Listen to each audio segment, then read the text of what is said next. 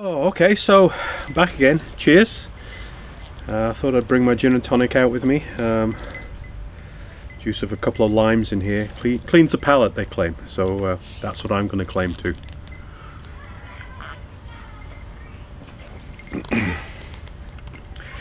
So interestingly, after I ate the brown 7-pot, about 20 minutes after I ate it, I started to get a really very nice aftertaste that, for the first time in any pepper I've ever eaten, tasted very tropical fruity. It was very tropical fruity.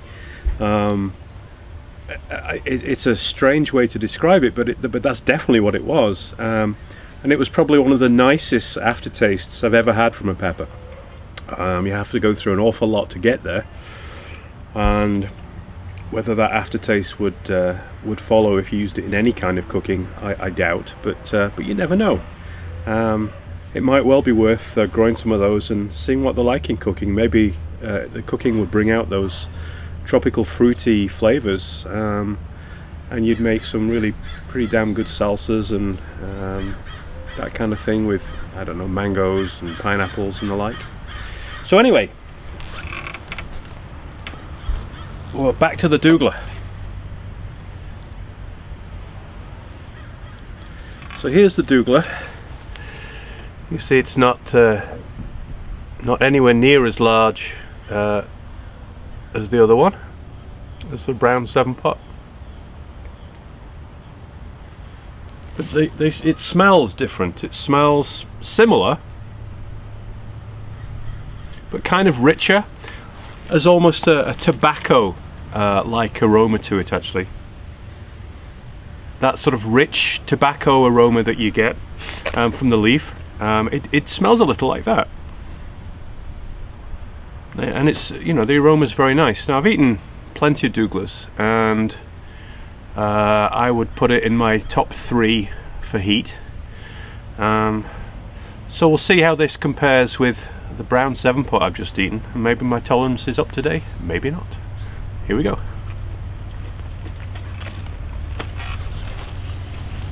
A little fruity.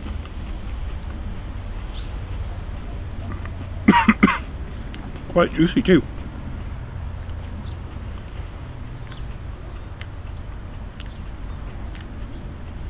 A little bit sweeter than the other one. It's got a richer flavour.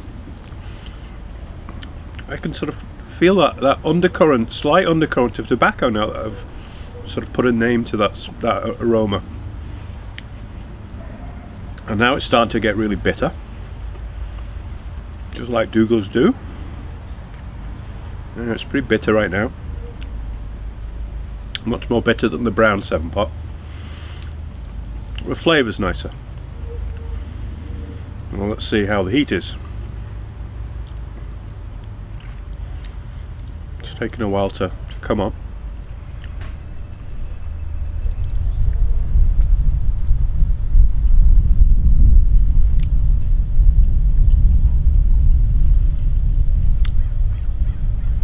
There's a little bit of a green undercurrent to the flavour right now, and the heat's just starting to build. It's in my tongue. It's on my top of my tongue, around my gums.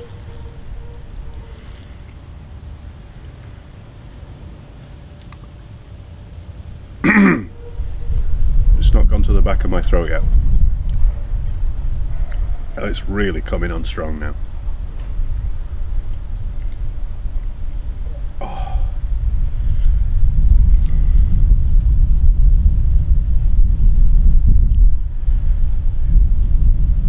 So from what I can tell, I would say that the Douglah is less painful, but there's a whole ton of heat. It's really hot.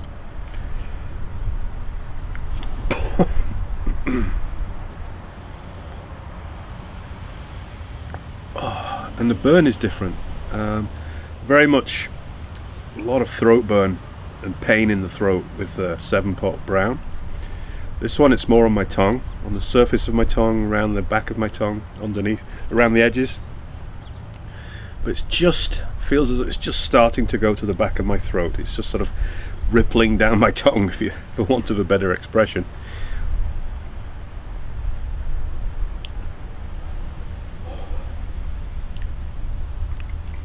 those are hot pods, they really are hot. It's still building.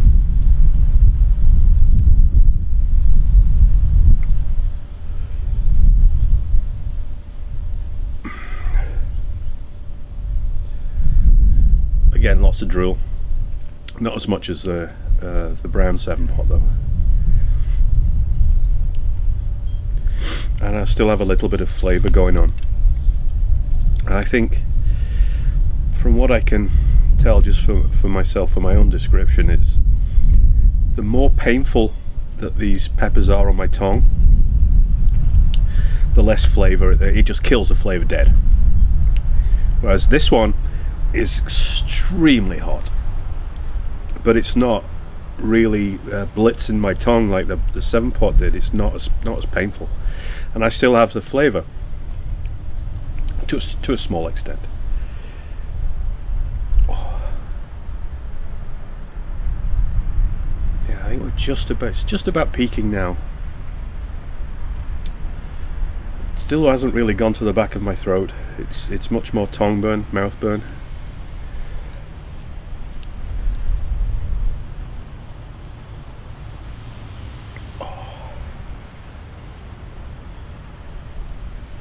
Those are 2 hot peppers, I tell you.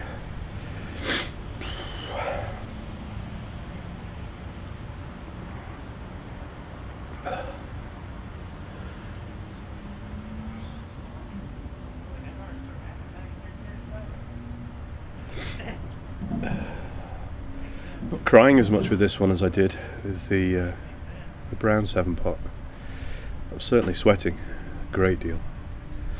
And again, I forgot to bring something to wipe my face with, like a complete idiot. Oh.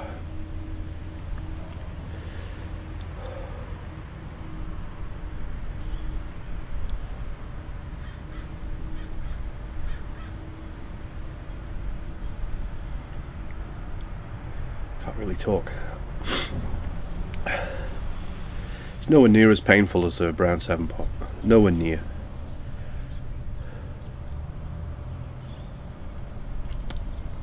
Brown 7-pot was just as painful as the brag pour, but just not quite as hot, I think.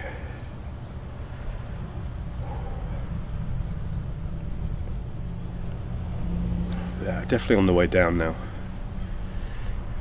Seems to be going away fairly quickly, and it's still all tongue. Very little at the back of my throat, very little.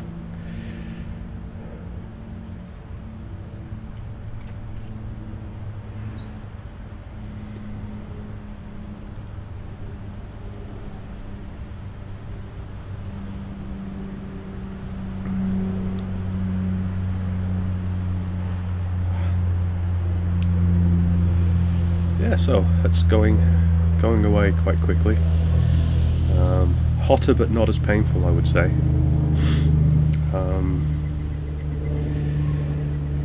I've probably only had 2 or 3 pods that were more painful than the brown 7-pot.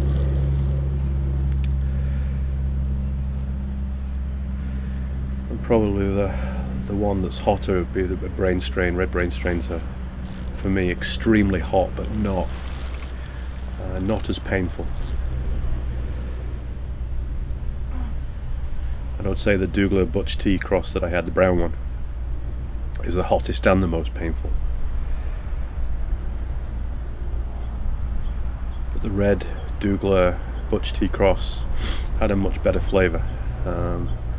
Probably going to have to do that one again, because somebody let the idiot sound man back on the crew and he seemed to have messed up the sound again. I just can't trust some people, can you? So that's about it. We're done, I think. It's pretty much faded away. There's not really much going on. Heat's gone, more or less. I don't have much of an aftertaste.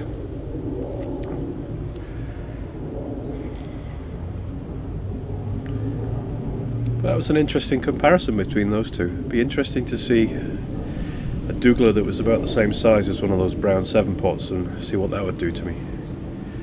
Quite a lot, I suspect. And no, I'm not going to go back and eat another one. So this is Nigel Carter doing comparisons out in the garden for once, saying thanks a lot for watching and I'll see you later. Alright, so I'm just back again to do the aftermath report, and the aftermath report is a pretty good one today. So 7-pot Douglah, brown 7-pot, feel fine, no problems at all, no issues with my stomach or anything else yet. I didn't really get much of a high from either of those two.